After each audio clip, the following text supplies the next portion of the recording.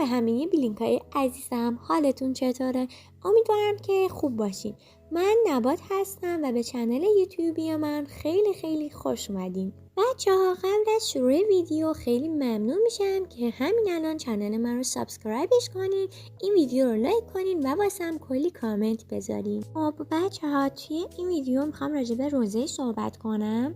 فکر کنم دیگه همتون بدونین دیگه تولد روزه بود و تولد روزه رو بهش تبریک میگم و بهترینا رو واسه آرزو میکنم و امیدوارم که به هر چی که میخواد برسه و از اینی که از موفق و موفق تر بشه. شما هم همین الان واسه روزه تبریک بگین تولدش رو توی کامنت ها. بچه‌ها روزه واسه تولدش یه استوری آپدیت کرده که همین الان نگاه کنید و میبینید و توی اون نوشته که توی چنل من عضو شین و لینک چنل روزه هم توی اینستاگرامش رو اگر که بخواین من میتونم واسهتون توی تلگرام بذارم.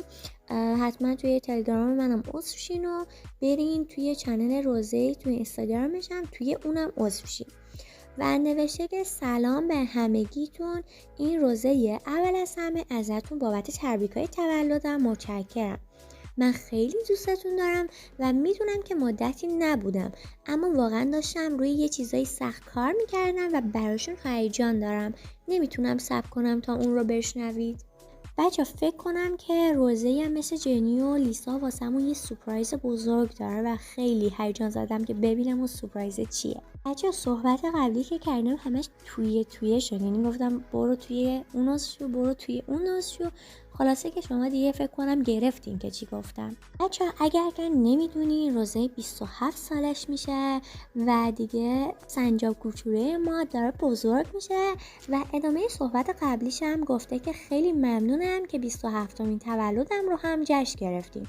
فکر نمی کنم که اخیراً چیز جدید زیادی ازم شنیده باشین، پس حتما کنجکاوین که این مدت هر روز روی یه چیزی سخت کار میکردم، چون که امسال میخوام بچه بهتری از خودم بهتون نشون بدم. در ادامهش روزه گفته که چیز زیادی ازم نشنیدین، چون که میخواستم وقتی کاملتر و عالی‌تر شد سورپرایزتون کنم و بگم تادا، ولی چون امروز تولدمه میخوام یه اسپویل بهتون بدم و این آهنگ جدیدم که همین الان من این زیر واسهتون مینویسم نگاه کنین اسم آهنگ جدیدش رو. گفته که هنوز اسم جاگیر و طولانیه ولی این آهنگیه که از پارسال روش کار میکردم. من بیشتر هم تلاش میکنم که امسال با یه ورژن بهتر از خودم کامبک بدم. خیلی ازتون ممنونم که برام آرزوی تولد شادی رو کردی. برای سنجاب کوچولومون جیسو استوری گذاشته بوده و نوشته بوده که تولدت مبارک روزه، از اینکه حین تورمون با من رفیق هات پات بودی ممنونم. خواهش میکنم امسال هم ازم خوب مراقبت کن. میدونی از وقتی که کارآموز بودم طرفدار شماره 1 صدات بودم. لطفا امسال هم خیلی آهنگ بخون. توی صف برای اولین نفر بودم وایسادم. من همیشه به عنوان یه خواهر بزرگتر قابل اعتماد کنارت هستم و عاشقتم. جینی هم برای روزی استوری گذاشته و نوشته که تولدت مبارک روزی بازی من. خیلی ممنونم که توی فوق‌العاده رو توی زندگیم دارم و برای چپتر بعدی زندگی مشترکمون مشتاقم. عاشقتم هابی. شادترین روز رو برات آرزو میکنم. تولدت مبارک روزی من. و در آخر استوری که لیسا واسه یه روزه گذاشته این بوده: تولدت دوقلوی من مبارک. ممنون که همیشه حامی بزرگ من بودی. من همیشه ازت حمایت میکنم داداش. کاری که دوست داری و خوشحالت میکنه رو ادامه بده.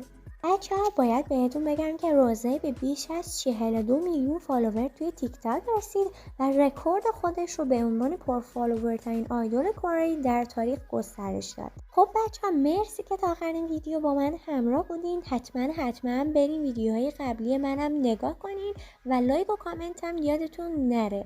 دوستتون دارم خیلی زیاد. تا یه ویدیو دیگه، بای بای.